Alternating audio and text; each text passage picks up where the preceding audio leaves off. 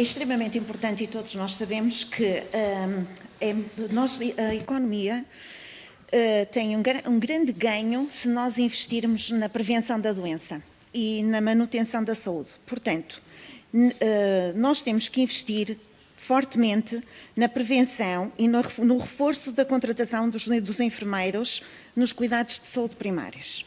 Deste modo, eu respondo à senhora deputada, a doutora Alexandra, a deputada do PS, que se nós temos unidades de saúde familiares e UCSPs que foram criadas por uma necessidade de melhoria dos cuidados de saúde primários, que entretanto neste momento estão completamente desatualizadas, se estas unidades funcionais, na grande maioria, não têm os 10 enfermeiros, lógico, é extremamente importante que haja um gestor para no máximo 5 enfermeiros. Se não, tem que haver uma grande alteração da unidade dos cuidados de saúde familiares, não é? E então, se há necessidade dessa alteração, faz-se essa alteração. Relativamente à outra questão, que é o regulamento do procedimento concursal, como é que nós podemos achar que este regulamento está correto se ele só está regulamentado para os contratos de trabalho em funções públicas? Então, os contratos individuais de trabalho, que neste momento são mais de 50%, são regulamentados por qual?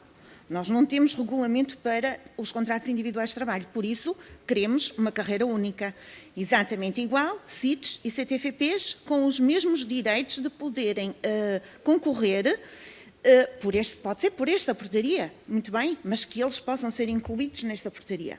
Relativamente aos enfermeiros especialistas, os enfermeiros especialistas, nós temos unidades de saúde que, por exemplo, a obstetrícia tem uma necessidade de 100% de enfermeiros especialistas.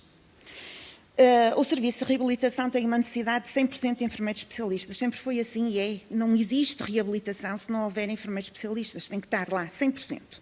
O serviço de urgência tem uma necessidade de pelo menos 50% de enfermeiros especialistas em doente crítico, que são os politraumatizados que entram. A neonatologia tem uma necessidade de pelo menos 80% de enfermeiros especialistas. E os cuidados de saúde primários nas UCCs, que são as que fazem saúde escolar, reabilitação e outro tipo de cuidados mais específicos, são 100% de enfermeiros especialistas. Se nós temos um teto de 25% de enfermeiros especialistas que podem estar a trabalhar no Serviço Nacional de Saúde, como é que nós vamos fazer para cobrir estas necessidades dos serviços de saúde? Portanto, mesmo o facto de haver um mínimo de 35% que a Ordem preconiza, não se chega e não serve, tem que ser muito mais do que isto, por causa destas unidades de saúde, por causa destes cuidados que são só desempenhados por enfermeiros especialistas. E eu duvido que uma mulher que vai ter um bebê gostava de ser atendida por uma enfermeira generalista, que não sabe como é que há de fazer o seu parto. Duvido muito, sinceramente.